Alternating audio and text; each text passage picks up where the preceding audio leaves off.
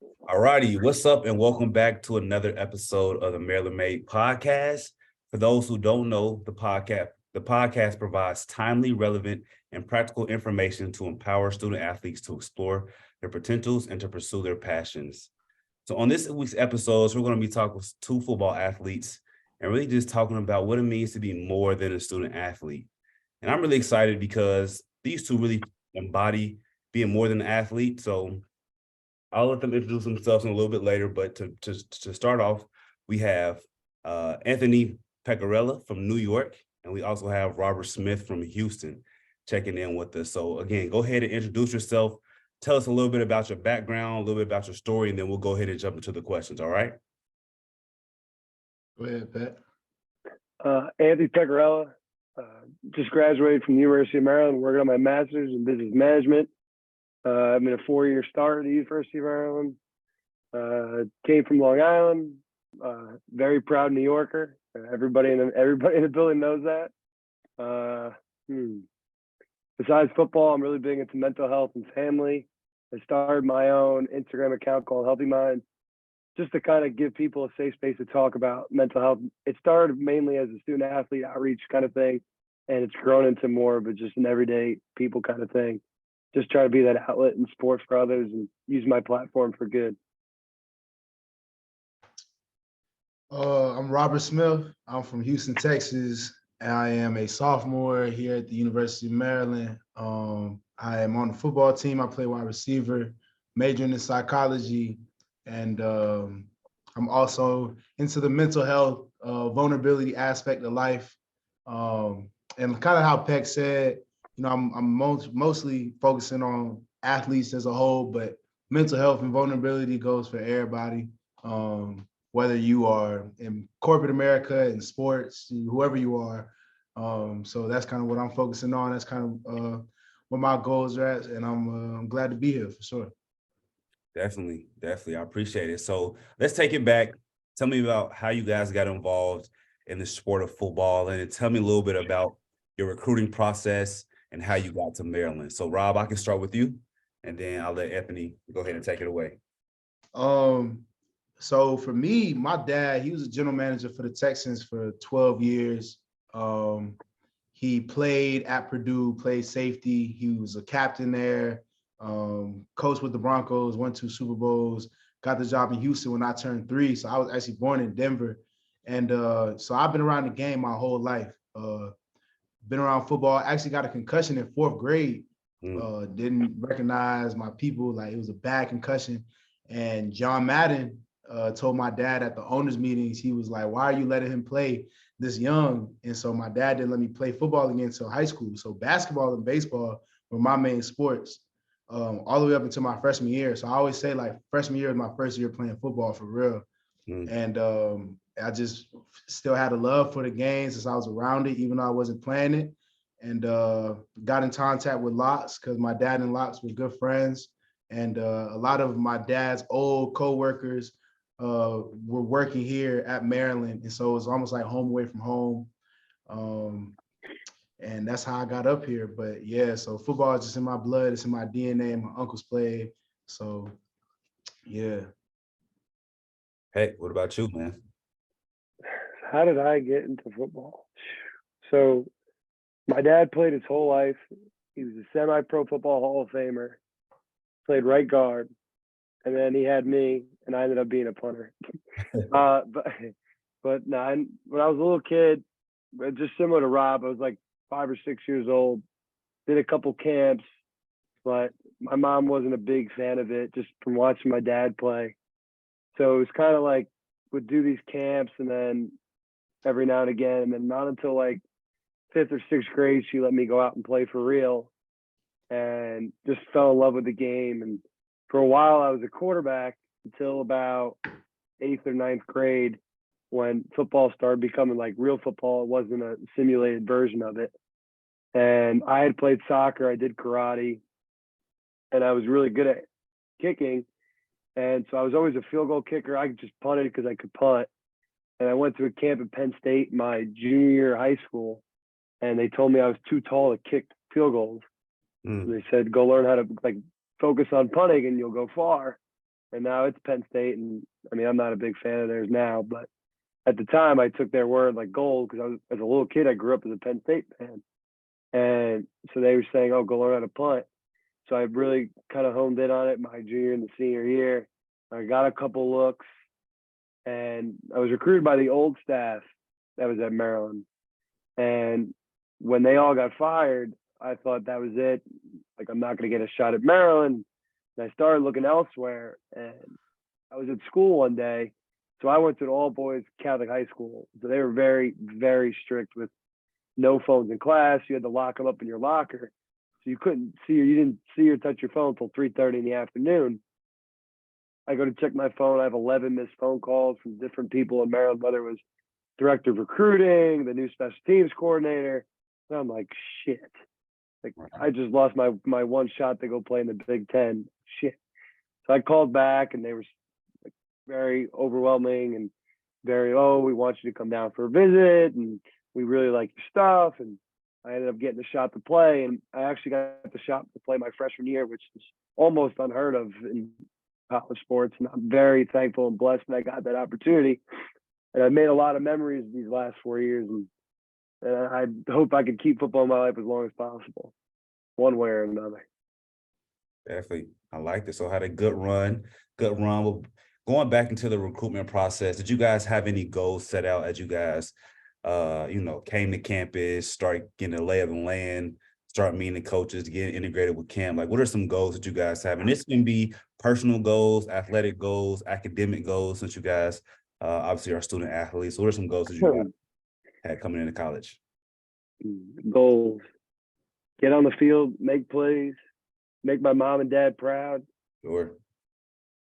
Just live the dream, right, Rob? Just living the dream. And they talk about, they tell you before you get here that it's like you're growing up watching guys play on Saturdays, Johnny Manziel's, your Marcus Mariota's, your Mike Evans, your Reggie Bush's, and you grow up and you get into the, like, your DJ Moore's, your Stephon Diggs, just for a Maryland reference, and you finally get that chance, and like it really, like, it sinks in that first game. You're like, wow, like this is like you were dreaming about this moment. And the thing is, when you get here, like they really make you work for that dream. Like, you work your ass off to get here, but they really make you work your butt off to make sure that dream comes true. So I have all the respect in the world for college athletes more now than I did before, because it really is a grind on a day-to-day basis. And you come into college with all these goals, and I'm going to be a 4.0 student, I'm going to be an All-American, I'm going to be this, I'm going to be that. And then you get here and you're like, damn, it's hard. Yeah. Like, you can't just wake up and, like, in high school, sometimes you can say, all right, like maybe I don't need to study so hard for this test, or maybe this team isn't that good, I don't need to put my best foot forward. Like, in the Big Ten, there is no easy week. You got to show up ready to play every week. Practice every day is a competition, because as bad as you want it, the guy next to you or the guy behind you, they want it just as bad. So, like, it really is a grind each and every day. And it's not like it's a thing you could turn on and off. Yeah. Coming here, I didn't really know. I knew exactly what to expect, actually, but I didn't know how to handle it. I knew what was coming, but I didn't know how to handle it. And I knew that when I got here, I wanted to be a leader. I wanted to establish myself. And like Peck said, I just wanted to make plays. I just wanted to go out there and I wanted to make plays. And like Peck said, if you want to come in and you say you want to be an All-American, you got to put in All-American work. And everybody can't put in All-American work. And you got to find a balance. And my dad will always tell me, like, you're going to have to learn while you're up in college, because you don't know anything right now. And I had to learn that the hard way. And but yeah, like, when I was coming out, I definitely wanted to have 20 plus offers coming out of high school. I wanted to be an All-American. I wanted to cross 1,000-yard mark. And I ended up shattering my wrist five games in my senior year. It's kind of like Demas, like Dante Demas. I had 500 yards in 4 games. I was torturing everybody. and I was feeling great. And then I fell on my wrist and shattered it. And still ended up meeting some of my goals. I was still first team all district unanimous, but coming up here, I had all those same goals, but I had to get 2 surgeries my freshman year. So, I had a couple of setbacks, but I definitely, you shoot for the stars. But like Peck said, you not a rude awakening, but you get woke up when you step on campus for sure. Yeah, they break you down. It's definitely it's definitely tough making that transition. But now that you guys have been here, Peck, towards the end of your years being a senior, Rob, you still kind of in the middle of everything. But let's talk about being a student athlete here. So first, let's talk about what is the phrase "more than an athlete" mean to you? And like I said earlier when I introduced you, I think both of you guys embody that to the fullest. But like, what does that mean to you? I mean, I think that you go. For me, I was blessed enough to grow up with a lot of powerful people in my life, a lot of people that showed me another way of living that didn't have anything to do with athletics. And I was blessed to have that perspective, to know that there is a world past football. There is a world past sports. That is a world that is sustainable. And for me, when people say more than an athlete, it's being multi-dimensional. It's using sports, not abandoning sports and saying, well, I'm not an athlete, I'm this, but I'm an athlete and, I'm a mental health advocate. I'm an athlete and I'm a good student. I'm an athlete and I'm a leader in the community, things like that, of that nature. So that's kind of what it means to me, because I never wanted to be a cat who, when people described him, it was just, yeah, he's a football player, regardless of how good I am. So I take that saying personally, because that's something that you have to embody on a day-to-day basis. Because that's like, you're building your resume every day. And if all you do every day is just worry about football and that's it, that's all you're going to be known for. And that's the only legacy you'll have, is just sports. And so being more than an athlete is not just, completing athletics and then abandoning athletics and becoming something else. It's being an athlete and being multi-layered on top of that. Valid point. I like that. Yeah. It's not who I am, it's what I do. I think a lot of times people kind of get this misconception that student athletes are athletes before students, but they say, oh, like they don't go to class, oh, they don't do this, they got this tutor doing this for them. But they kind of forget that there's some really inspirational people and great guys and great men and women that come out of college sports, and great things that people use their platform for. Mm-hmm. And I think people kind of lose sight of that sometimes. They think, oh, they play under the lights and this is what they do and this is all they know. But you go in that locker room, there's 120 guys, there's 120 different personalities. Everyone comes from a different walk of life. Everyone has a hobby. Everyone has something they want to do outside football, because on a day-to-day basis, if you pour yourself completely into this one thing, you will go insane. You need an outlet. And a lot of times I think people don't think that we have an outlet, and they think that, oh, it's just football. But no, like we all have, like Rob's a psychology major. He's big into studying how the human mind works. I'm finance. I want to know how money works. And just people, I think it's just a misconception that athletes in college and pros just kind of are all one dimensional, when in reality that there's it's a multi-layered kind of situation. Great response. And I also think that you have to be intentional about that. Like, and what you said, like if you pour into one thing over and over again, you're going insane. I just think that, I think there are students who solely focus on it. I think you have to be intentional to see and find different identities, and then, kind of develop those even more to be the best person you can be. So hats off to you guys for, taking that and running with it. For sure. So when you think about, again, talking more about being more than an athlete, like who else, like what other leaders in your mind kind of fulfill this or embody this more than an athlete type of persona, you'll say? And maybe what are some things that make you look up to these individuals? It's a good question, man. Who do I look up to that was more than an athlete? I mean, my father, he was he went through a span where, of course the NFL is a different place. It's cutthroat. It's a cutthroat business. And so watching him and his routine is his big word. He was always worried about his routine, and he always made sure that he lived his life and had a balance. He always made sure that even though football was his main priority, that he still made time for me, my brother, my sister. He still made time to be a good husband. He still made time to be a good friend, be a good brother, be a good son. Because it's so easy to get lost in this life that we live. So my father was definitely one.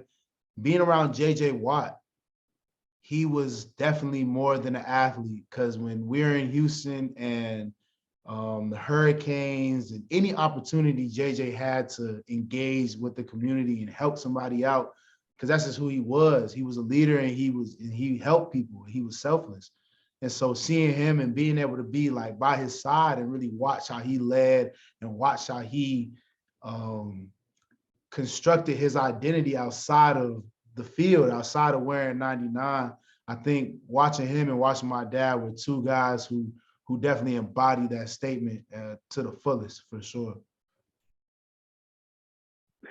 Who would I say? That's a tough question. Who do I think? So this is not really more, he's not an athlete per se, but kind of takes away from the whole more than an athlete, but similar to what Rob was saying about just being present, 10 toes down kind of situation. So my dad's parents are both immigrants.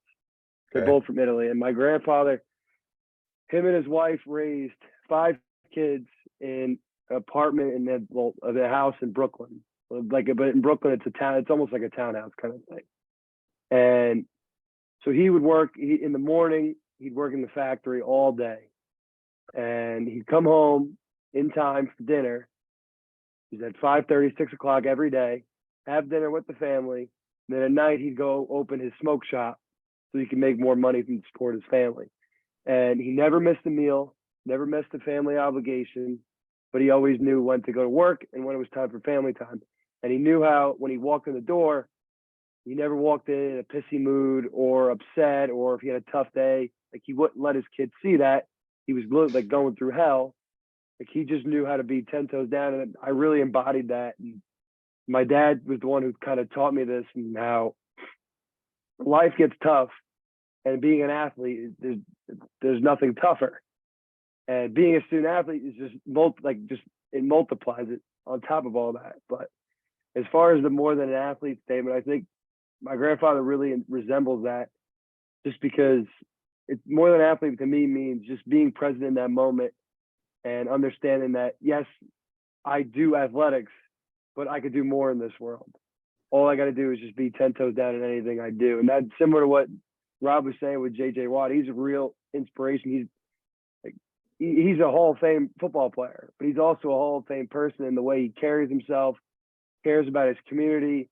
Because as a professional football player and a professional athlete in general, you have such a big platform and such a big following that all it takes is for you to do one contact, and it inspires that 6-year-old kid, that 7-year-old kid that watches you every Sunday, right, just to be a better person. Because I think a lot of times what athletes don't realize is, they're not political figures, they're not actors or actresses. It's just like, you're still a very big part of people's lives.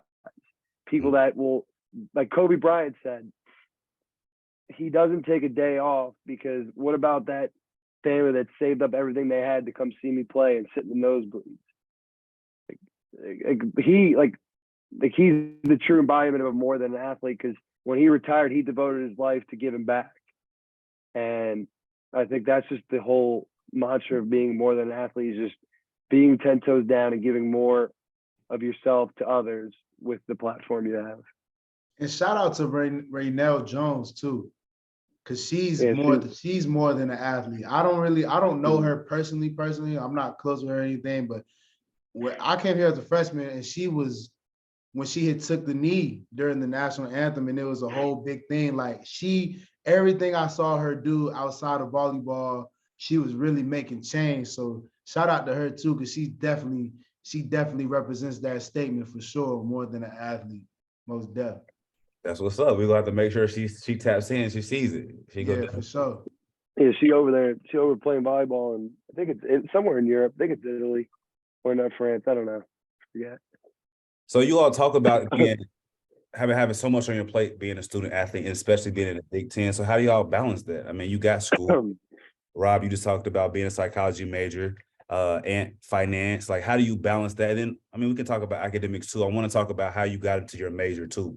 I know you guys have some interesting stories on that, but first, talk about how you balance it all. Like, what is there anything you do specifically, and any outlet, any resource that you guys use to kind of help you balance everything going on?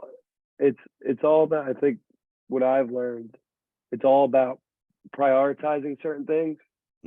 So as far as like schoolwork goes, sometimes you can kind of get caught and put it off to the last minute.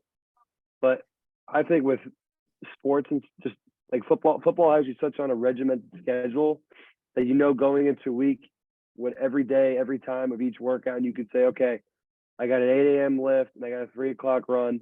I'm done with class at 12, so that gives me an hour or two to knock out some work. Then I go home at night. I'm not struggling to stay awake and do homework. So I think it's just more of just prioritizing and remembering what you're doing here, that you came here to be a student athlete and be a student in the classroom and on the field. So I think that's the biggest thing I've learned. Yeah, I got smacked in the face my freshman year trying to balance football and school. Just because, like Peck said, like if you put all your marbles into one basket, you're gonna lose yourself. And I put all my marbles into football and lost myself academic wise, and didn't have a balance. And what I learned was kind of how Peck said, it's a routine. Like you have to know your strengths, and you have to also know your weaknesses. And you got to know that, well, maybe I'm not as focused during the day at 10 o'clock to do my work. So like Peck said, let me find a good hour twice throughout the day where I can sit in and I can do some of this work. Or let me go to study hall and make sure I go to mandatory study hall so I can get the help that I need. Or maybe I know a test is coming, so maybe instead of sitting down playing the game with my teammates, maybe I need to spend that 2 hours with a tutor that's free that can be set up. And so it's like he said, just priorities. Like you got to put the main things first. Keep the main thing, and everything else will fall in line. And so, some people come in and they know that, and I knew that coming in, but it just is discipline, and you got to build discipline. And they tell us every day in here, discipline is a muscle. And if you don't work out a muscle, it's going to get weak. And if you don't work out discipline every day, you're not going to be strong in that area. And if you're not disciplined with this, it's going to come back to bite you for sure. And that's probably the biggest lesson that I've learned so far, is that you have to stay consistent and disciplined in your routine. Y'all dropping some gems right now. Discipline, you know what I'm saying? Routine. I like it. So all right, Ryan Davis.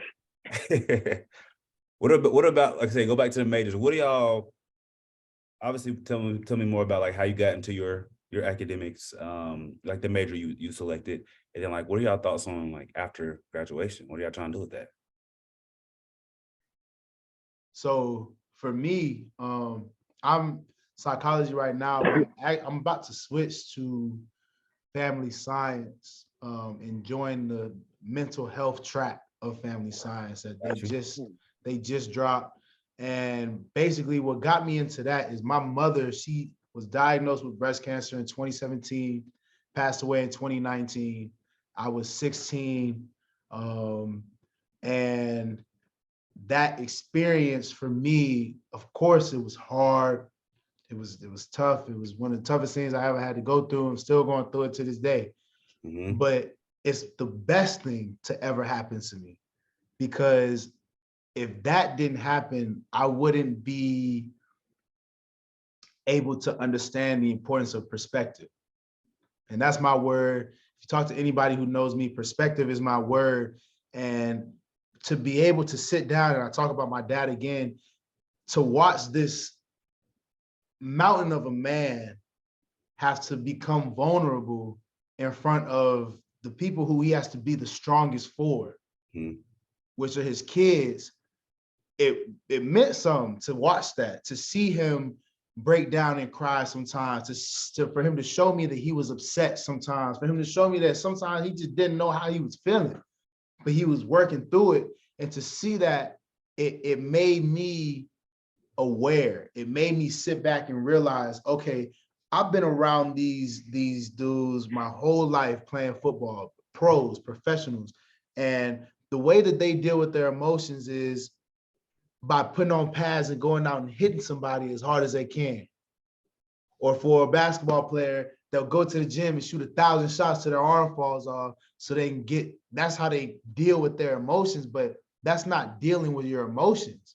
And I didn't understand that until I had to go through it and deal with my own emotions myself.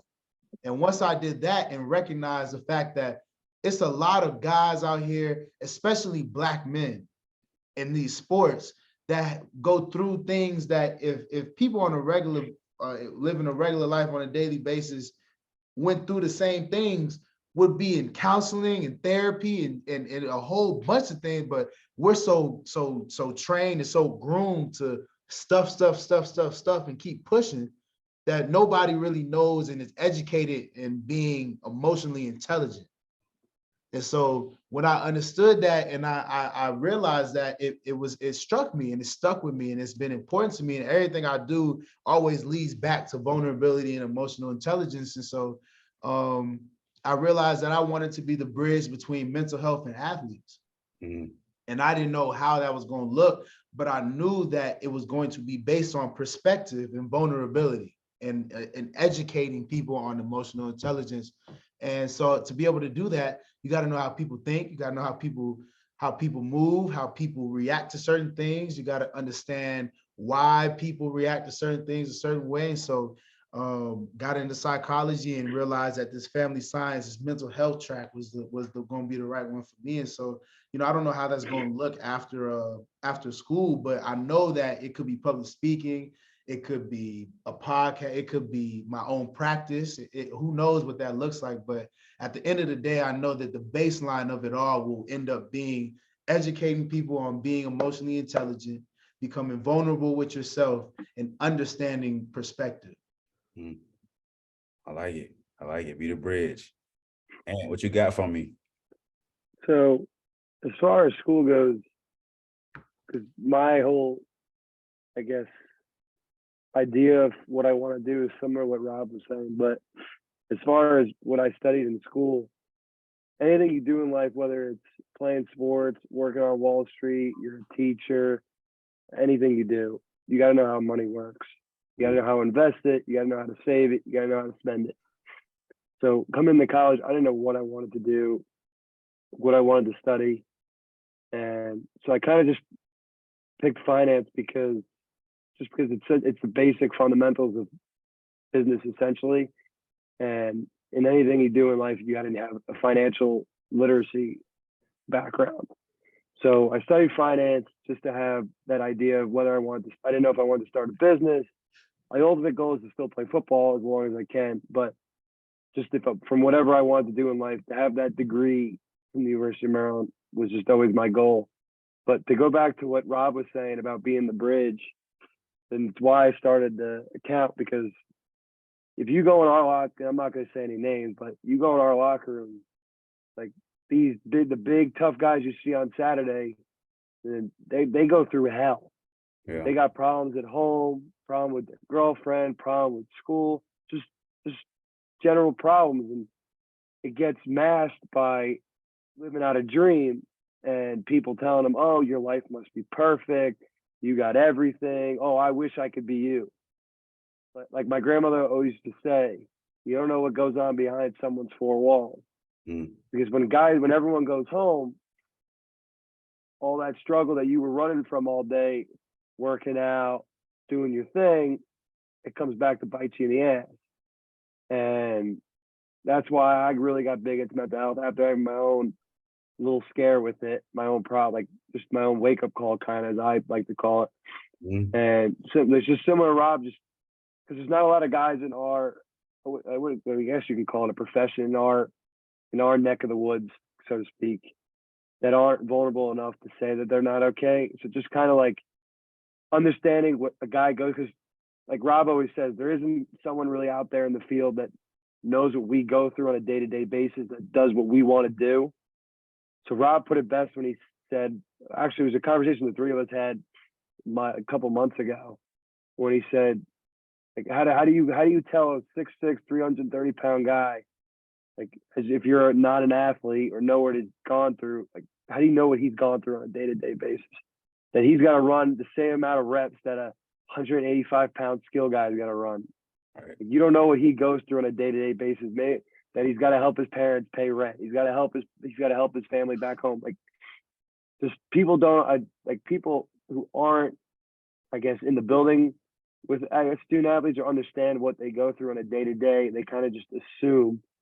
And when you assume, you make an ass out of you and me, and you don't really know what they go through on a day-to-day. So I think just people like Rob and I trying to just be a voice for those that we know want to speak up, they're kind of afraid to, because they're told so often that their life is perfect.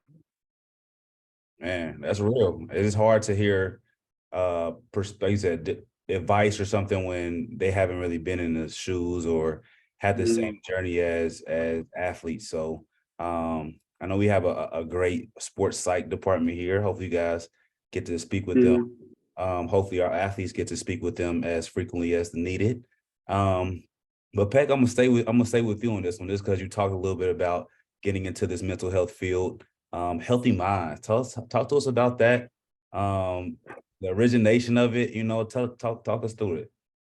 So December 2019 was the first time I went home after being in college, and feeling on top of the world. Just finished my first college season.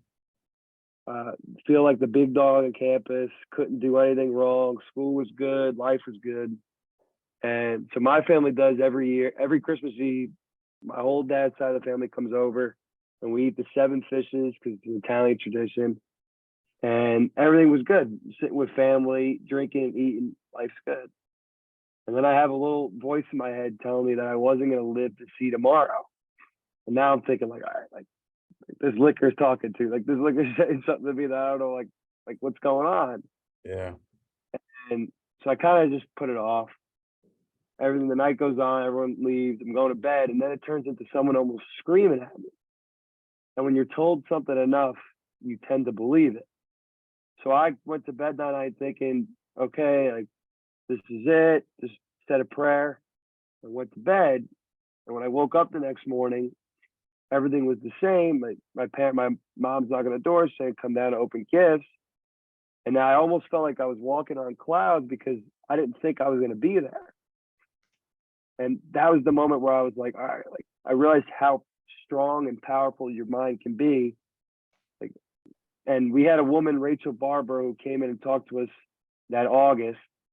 And I didn't really, to be quite honest, I didn't give at all. Like, I didn't really care what she had to say, because I was like, oh, like, I'm a big college football player. I don't know, my mental health is fine.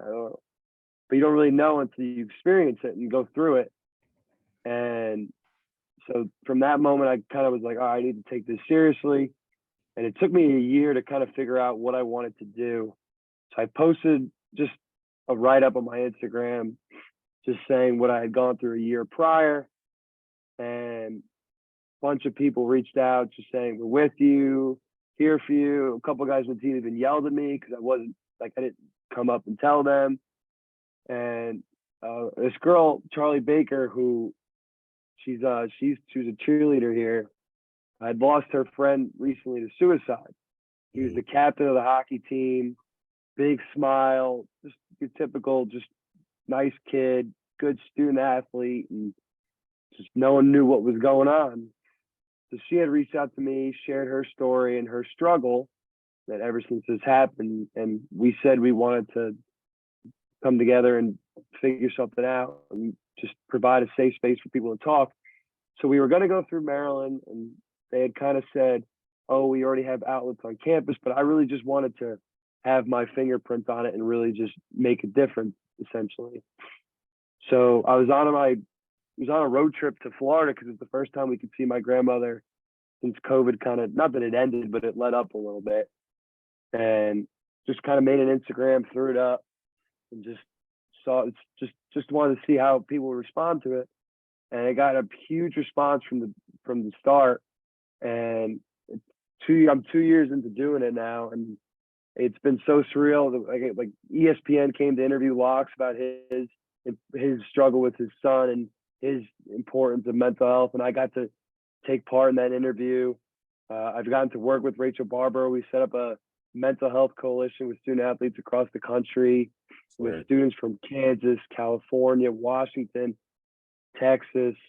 So it's just been really surreal that, like, if you told me at the beginning of my college career that by my senior year I'd be like the mental health guy, I'd tell you you're crazy, because it wasn't something that was big in my life, because growing up, my parents provided everything for me. I never had like a deep struggle. Just like life was good. And you don't really know how hard it hits you until it does. So when I had my struggle, I just didn't want someone to go through that alone. So then just my favorite part of Healthy Minds is, so every day I put up a poll and just saying, like, how are you feeling? Are you good? Are you not feeling great? And if you say you're not feeling great, I always reach out and just to have a conversation, because a lot of times people try to diagnose you and say, oh, you need this, that, and the other thing, when in reality, it's just people helping people. You just got to have a conversation. Because a lot of times you have this self-thought, I guess you could say. You just kind of talk to yourself in your head, and you kind of make the problem worse, because you're worried about 1,700 things, when in reality, you just need someone, an outside perspective, just to break it down for you and just kind of say, okay, like, there's no need to panic over 18 things. Just focus on one thing at a time. And when you focus on one thing at a time, that to-do list in your head that you're panicking over slowly gets smaller and smaller and smaller, and that problem gets smaller and smaller and smaller.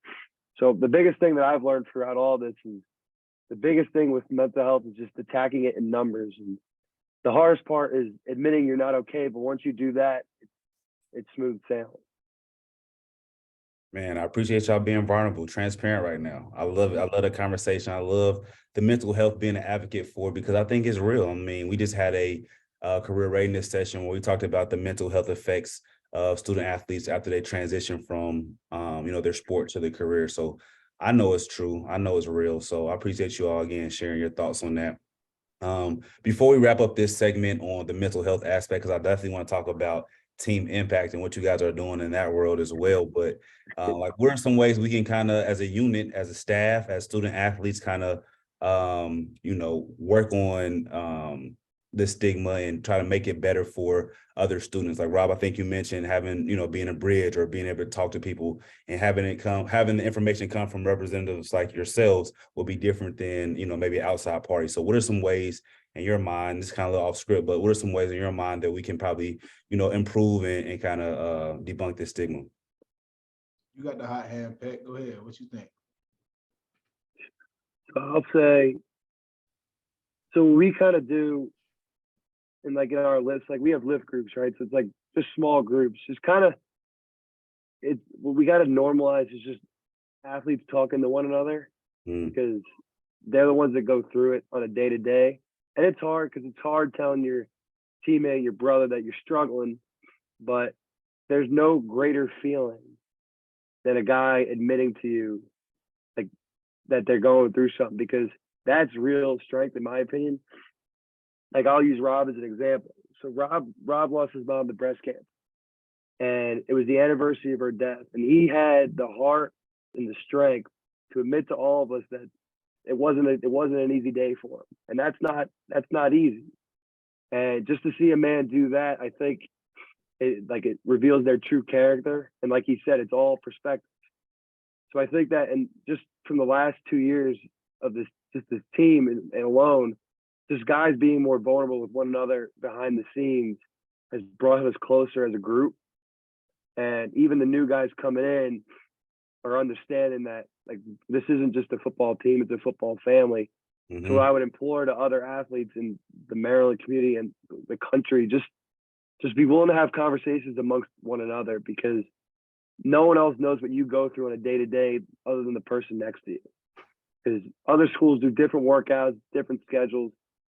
Your teammates know exactly what you go through on a day-to-day basis, and they're your family. You see them more than your actual family. So I would say the biggest thing is just being willing to have conversations, the tough ones, on anything, on any topic, just because when you're a closer knit group, you can be more vulnerable. You can be more vulnerable than you're not going through as much of a struggle than you already are. Appreciate that. Yeah. What you got, Rob Wick? I think there are a whole lot of ways to go about that, but my top three, like I was actually just talking to one of my best friends about this, and her friends talking about, like, they asked me when was the last time I gave one of my teammates a hug. And I was like, I don't know. Like, I just, you know what I mean? Like, I mean, and I actually got up, we were in Stamp, and I went and gave my teammate Caleb Wheatland a hug. And so I say that to say, like Peck said, somebody has to start, right? Somebody has to show that it is indeed okay to show how you feel and express how you feel. So what Peck just said is perfect, but what I'm gonna touch on is not just being vulnerable with other people, but you can't be vulnerable with somebody else if you can't be vulnerable with yourself. And it's the same concept of love. You can't love somebody else if you can't love yourself. And so when I say that, I say that two things. Everybody can look into the mirror and see themselves, right?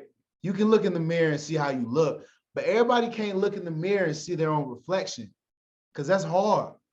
It's hard to look in the mirror and not just see the baseline, but to really look through yourself and see what's wrong. How am I actually feeling? How do I actually feel about what's going on in my life? How do I really feel about what they said to me? How do I really feel about what I'm going through? Because people, it's so easy for me to come to you and be like, it's gonna be all good. But it's hard. You don't really catch yourself telling yourself that it's gonna be okay. When something's going on with yourself, it's always, damn, I'm really going through it. So when you can teach yourself to be vulnerable with yourself and be able to say, for me, for example, Rob, you going through it right now. This is hard. Check on yourself. You struggling. That doesn't mean you're not okay. That doesn't mean you're not going to get through it.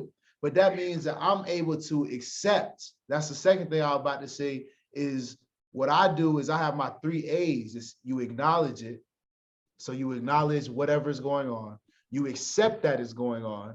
And it's not like, oh, well, I'm just going to brush it off because it's not really that deep. No, it is that deep. So let's accept that it's that deep. And once you can acknowledge and accept that, you address it. And you have to address it however you deal with your emotions. And everybody, I can't tell, Peck is going to address his problems differently than I will. I might go out and meditate and do Tai Chi. Peck might turn on some Yankees baseball and sit and talk. You never know. The Mets, the Yankees, whatever it may be. But everybody addresses it differently. But you have to have your 3 A's though. You have to be able to acknowledge what's going on in your life. You have to be able to accept it for what it is, regardless of how harsh the reality is and how hard it would be to accept that it is what it is, and then go ahead and address it, put the Band-Aid on it and let it heal the way it's supposed to heal. So just being able to come to terms with yourself and allow yourself to just be and accept how you feeling and go through what you have to go through on a daily basis, athlete or not, is the start before you can even become fully vulnerable with somebody else. You get lost looking at the mask. You don't realize, you don't look at the true self. And it's hard to admit that, like, you're really going through something. Like, it's hard. Like, you could tell yourself, like, oh, I'm cool. Like oh, I'm cool. We're fine. Until it, like, builds up enough. And then you're like, oh, like, I should have said 4 times ago that I said I was fine. Like, oh, maybe I'm not. So it's like he said, admitting your own struggle is the hardest part of it all. I agree. Self-awareness is key, though. It is key, though, to be aware. So It's easy to tell. It's easy to tell someone like, "Oh man, you're going through it. Like you need to like get some help."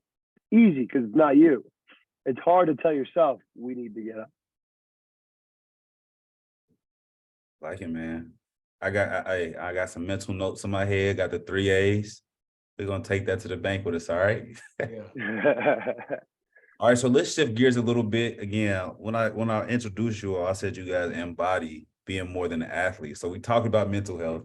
Now let's talk about the team impact and the role you guys have in that. So how long have you all been involved in team impact? Tell us a little bit about team impact, and we can break down some of your, greatest events that you guys, volunteered at, and we'll talk about it. But yeah. So So I'll start. You start. You start. I'll start. Actually, I'll start. I brought you into it. I'll start. Okay. So I started Team Impact in probably 2020-ish, late 2020, early 2021, and didn't really know much about it. Just knew it was an organization that was doing great things. Didn't really know what they were doing. And so Brian Cobbs was our team rep when I got here. And we hadn't had a match yet until like 2020, 2021 is when Cal came in. So when Cal first came in, he and Brian were really close. And when Brian was graduating to leave, he asked me if I wanted to take over the role as the team rep. And I said, sure, because just like, I didn't really know what I was getting myself into, but I just said, sure. And over these last 2 years, Cal and I have grown really, really close. And they tell you you join Team Impact to help kids who are going through chronic illnesses and struggles.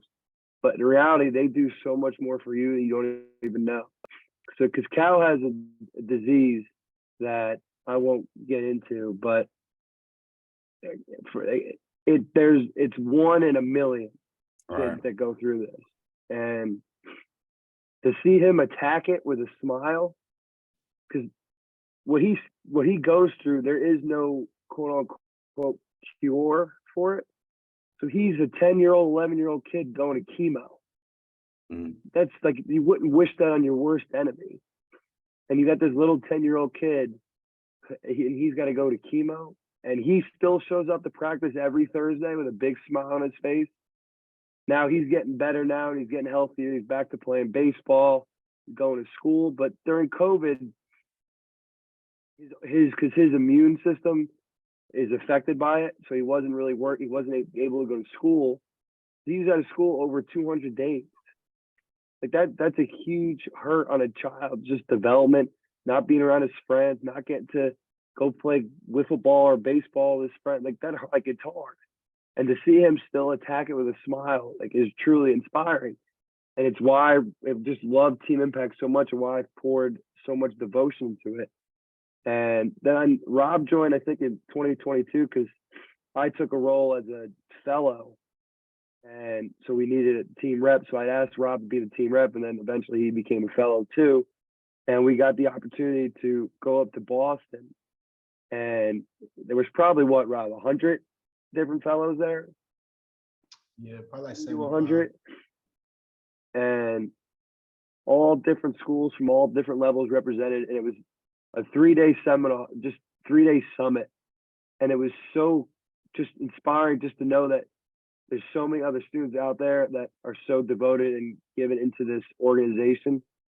And just to hear different stories of different experiences that Team Impact was brought, and everyone will say the same, that they went into it to help children, but in reality, they were the ones that received the help, because like Cal and Rob can get more into this, and just Cal teaches you how to attack the worst situations with the biggest of smiles. And you really don't understand how crazy that is, that he really looks like he just like had no fear, just smile, just tell yourself, like, I'm gonna get through this. Nothing lasts forever. I'm gonna get through this. And to see a 10-year-old, 11-year-old boy believe in that is truly inspiring. Yeah. Rob, tell us about your experience, man. Like Peck said, I wouldn't be here if it wasn't for Peck, because Peck, he introduced me to Team Impact. And my story with Cal is I didn't even know why Cal was at our practice, who Cal was. Like, I didn't know. You wouldn't even know. Yeah, I didn't know who. I just knew he was a cool little cat who was at practice. Yeah. And so, every day after practice, I would throw the ball with him. I would throw the ball with Peck and him, and just laugh with him, just have a good time after practice whenever he was there. And ended up learning a little bit more about the program, and it reminded me of Make-A-Wish in a way, but way more personal. And that's the part that I love was, because I was around Make-A-Wish with the Texans when I was in Houston, and they would come for a day, but we would never really see them again after. But with Team Impact, they match you with these kids, with the whole team, and he or she, they become a part of your team. Right? They become a part of your family. And so when I understood that and I learned that, I wanted to be all in. And so Peck told me about it, became a member, became an ambassador over the past year. And me and Cal, we got our own handshake. He's there before every game, pregame. Every pregame, we go through what the score prediction is going to be. And then when we run in there and I'm the last one to run in the tunnel, he shakes everybody's hand, and then we do our handshake, hit the gritty, and then I go inside. And he comes, like he said, every Thursday. We'll run our routes. We'll talk about baseball, talk about his grades, talk about all that. And just developing a relationship with this kid, and everybody on the team knows Cal. Everybody from Leah all the way down to the freshmen who just got here. Everybody knows about Cal because Cal is a part of our team. And the fact that, we're blessed enough to have a relationship with a kid like that, with a kid who can go through what he goes through on a day-to-day basis and not even fully understanding what he's doing and what he's going through and what he's conquering. And to be able to have that and have that spirit and have that soul within our locker room, within our building, it's you can't even begin to explain the impact that he has on us. And one of Kansas men's basketball coaches, Coach Q, was at that summit that Peck talked about. And, he told us a story about how, they weren't really doing too hot, and they got a match, ended up getting a match and won a national championship. Because it's that impactful to your roster, to your team, to your culture to start. And like we're talking about nowadays is to do something for somebody else, to do something for something that's bigger than you. And to have Cal by our side, bro, it's amazing. And to be able to help and spread this awareness. And, I'm working on getting a match in Michigan with the men's basketball team and just spreading it out throughout the whole country, because I feel like everybody deserves to have a Cal. Everybody deserves to have that inspiration, to have that boost. And so I'm just forever grateful to even just be able to say that I was a part of this program for 2 years, 3 years, however long. And after school, I want to be involved because everything they're doing is just great. It's great. It's great. I love that. I love that y'all take that on and you guys are participating, because this is what extra meetings, you got other stuff outside of athletics, outside of academics that you have to, devote your time to be involved in this. So I definitely want to, again, shout out to you all. Shout out to Cal. I think I met him once at the football game. Definitely a ball of energy, but yeah, what about some events? Like, what are some favorite events that you all do? Like I said, I worked one of the football games when we were all in the suite. Damon came up, the parents were invited. But then I know there's a Halloween event. But what are some other events, or even those events, that you guys really enjoyed with your time with Team Impact? So my favorite event we did it with Cal and Ben. Ben's the Team Impact kid for men's basketball. So the plan was to take Cal to a game, and we didn't even know Ben was going to be there. So we took Cal to a basketball game. So we took him. He got to meet Johnny Holiday. He got to meet the cheerleaders. Then he got to sit with Ben courtside, and they actually, we set it up on the Jumbotron where they made the whole announcement saying that Cal and Ben are in the stadium, and everyone gave him a round of applause. So that was kind of a really cool experience just because Cal's the biggest Terp fan I've ever met in my life.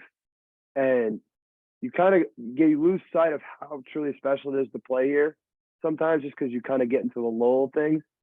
But you realize how great this place is when you see that, just how big of a smile and how much he enjoyed that event that we kind of take for granted sometimes. Mhm. But I'd say that was kind of a really cool experience. Then there's the Halloween party, which was very cool. What else was there? I'm trying to think. I don't know. Cal's just, it's so like, it's got to the point with our relationship with Cal, it's not really even like an event. He just kind of always there because he's our part of our team. He's a teammate. Like, there's 121 guys. He's the one of the 121. And I think that's true for every team because football has one, men's basketball, softball, men's baseball. Who else has one? I don't know, but it's just truly special. The best of these events when you see these kids interact because they're all going through their own struggle. But you would, like Rob said, like you wouldn't even know that there was anything wrong with these kids because they just all have the biggest and most electric and contagious smiles. And it's heartwarming because like we all say, oh, like our day was tough. Oh, because you had what? You got a bad grade or you had a tough day of practice. Like, they had chemo, they had treatment. They had to go to their 13th doctor appointment in 12 days.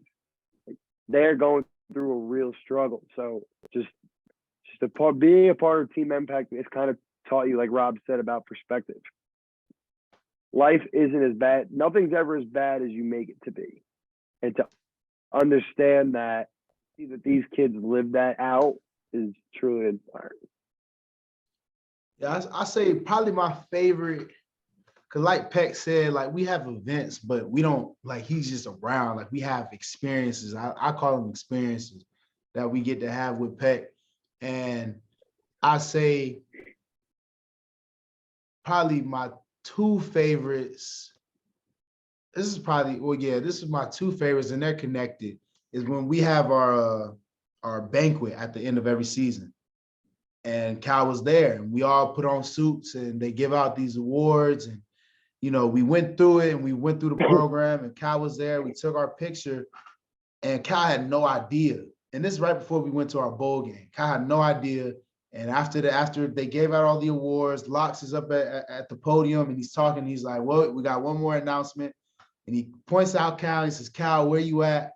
And he says, you're coming to the bowl game with us. And Cal just breaks down in tears. In tears. He couldn't believe it. And it was just the best thing that ever happened to him. Something so small, something that we were all so, locked in and kind of not mad about, but, business like, and this kid hears that he gets to go and just be around and he breaks down in tears because it's that important to him. And so when I got to see that, that was probably one of my favorite memories. And then when I was walking in the hotel when we were at the game, I didn't know that him and his family were going to be staying with us. And so I was walking down and we were done with the day. It was probably like 9:00 and I see him coming up the escalators and I sprinted over there and we did our handshake and we sat down, played a game of Madden. And it was just great vibes. Like I was so happy to see him and he was so happy to be there. And it just put a different perspective because, we were going through all these meetings all day and traveling and having to go to all these different events. And, just to see him be so happy to be there, it just make you sit back a little bit and just enjoy and be present in the moment. So, just those two events, probably that bowl game experience with him and then being able to have him on the field with me and before I played that game and, doing the handshake before we came out of the tunnel, it was just that whole experience with him was probably my favorite memory with Cal for sure. Yeah, Cal's 2-0 in bowl games, so he's 2-0. He's been around for 2 seasons. He won 2 bowl games. Gotta keep him around, man. I gotta say hello to him next time. I gotta come to spring practice. I know it's starting soon. Yeah. Right. Gotta get real. I went 3 weeks, 4 weeks. Yeah. We'll get back from spring break. So now we're gonna move to one of my favorite sections, right? And it's if you knew back then what you know now, right? So basically just reflect and just give your own self or your younger self some advice. I think you guys have been dropping gems all evening, so I appreciate that. But like, what is some advice you would give to your younger self, or some advice you would give to some incoming freshmen? When that's can be more than an athlete getting involved, it can be football related, it can be anything. I mean, you guys are, I think, seasoned veterans at this point. You guys have a to your word, Rob, good perspective on things. So just wanted to hear what advice you would have for your younger self or freshman. Don't make something bigger than it has to be. Because I think that a lot of times growing up, whether it was a bad grade or, I don't know, bad game or bad practice, we get so down on myself and you beat yourself up. But there's always going to be a next day. There's always going to be a next game. There's always going to be another opportunity. So don't get so beat up over that one opportunity, knowing that there is one coming. And I know how a lot of people say how play it like it's your last game. But when you're a 5, 6-year-old kid, don't beat yourself up over a peewee game because you didn't score the game-winning touchdown. It's not worth it. And I would just say don't make things bigger than they have to be. And everything happens for a reason. Because I think a lot of times we kind of forget that there really truly is a higher power who has a plan for all of us. And a lot of times we kind of fall out of that, I guess that mantra you could say, that there isn't already a plan made for us because he made us in his image and likeness for a reason. And I think that a lot of times we get so caught up in the day-to-day that we forget that we're all on this path to live eternal life with him in a better place. And this life we live is to prepare us for that. And so I would just say, take everything, live every life live every day to its fullest, and understand that everything happens for a reason, right? Good or bad. Like it. I wish I'd have heard that when I was coming in. Right? Let's see, like if I could tell my younger self, I would probably tell him that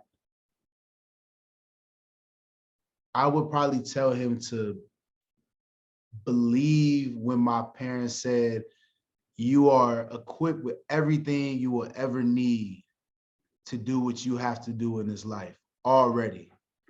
My dad likes to say that it's loaded and coded inside of you already. You just don't even know it's there. And so growing up, like coming up, knowing that I am enough and I am everything and I have every resource that I need to become the person that I was put on this earth to be, to believe that statement coming up, I think would have been the most important. And coming into school,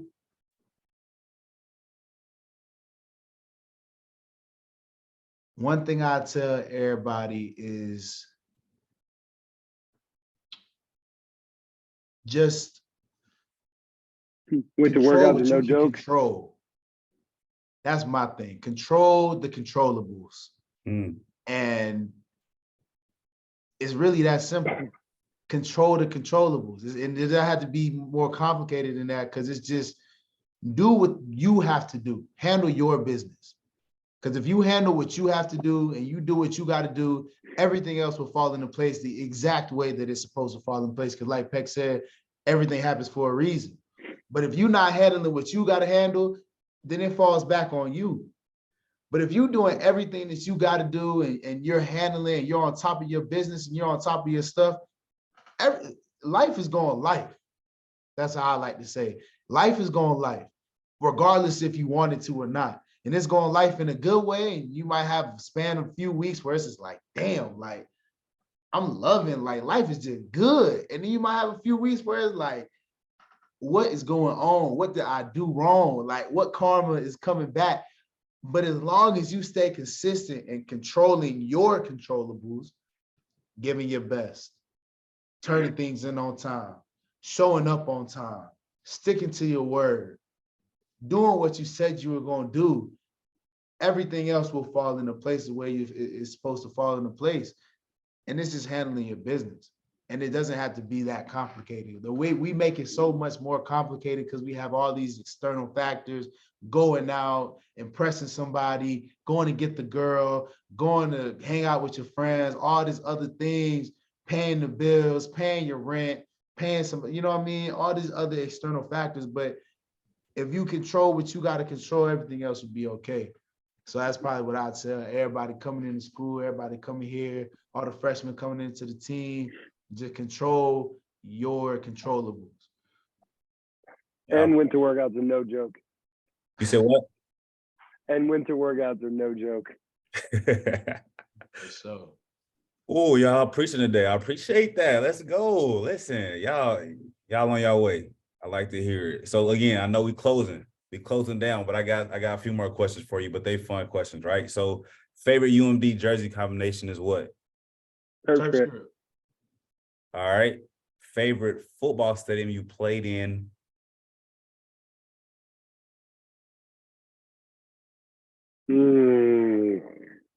Does it have to be with Maryland? Over like overall experience? Overall experience since you played the sport, what's the best or your favorite football stadium that you've been in?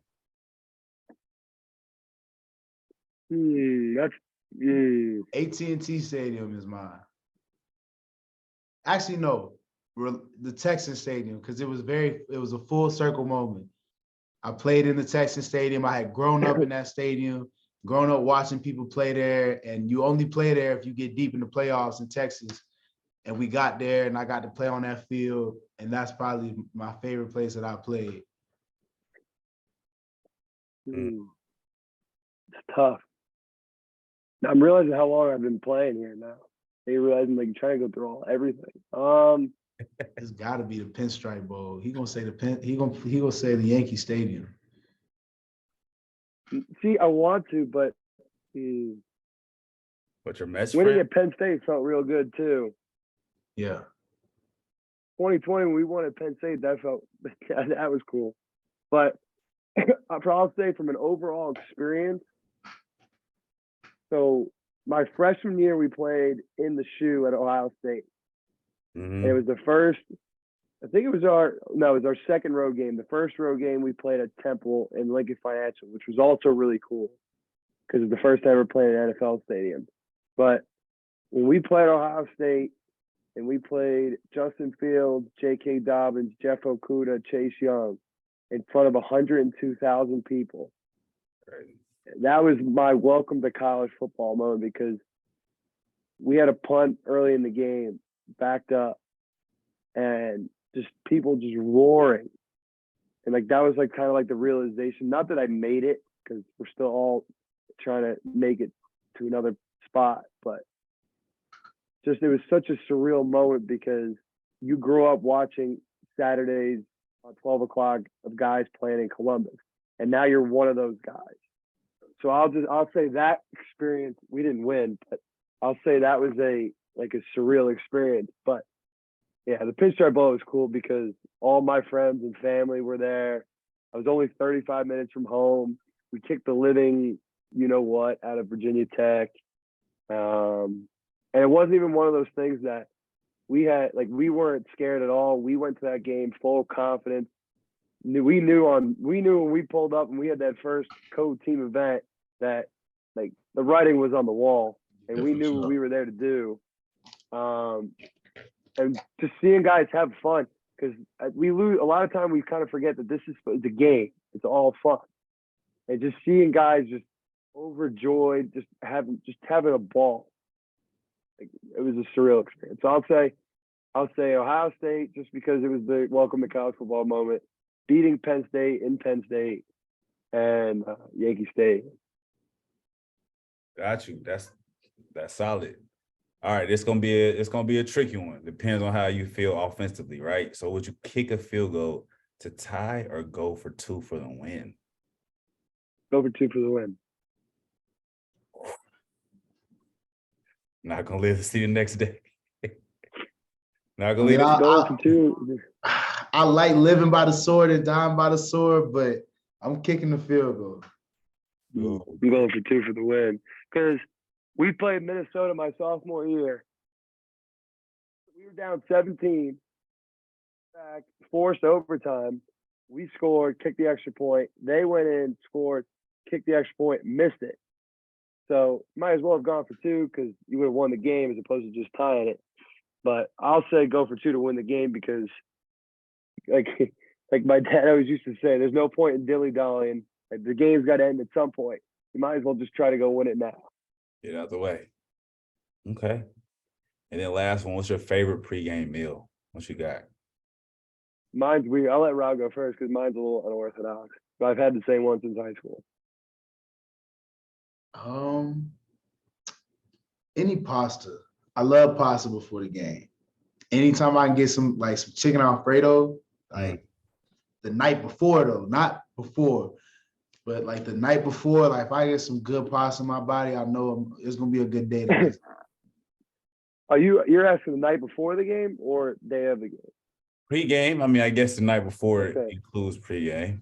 So before every game, I have a potato and egg sandwich with an iced tea. What? And the same thing. Egg sandwich. So in Long Island, it's like potato and egg roll is like a thing. Like a hash brown, like fried egg, really good. So I do that here as well for the last 8 years I've done it. I gotta have an iced tea with it. I don't know why.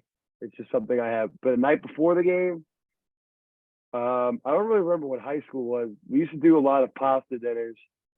But in college, we have the same selection of food every week.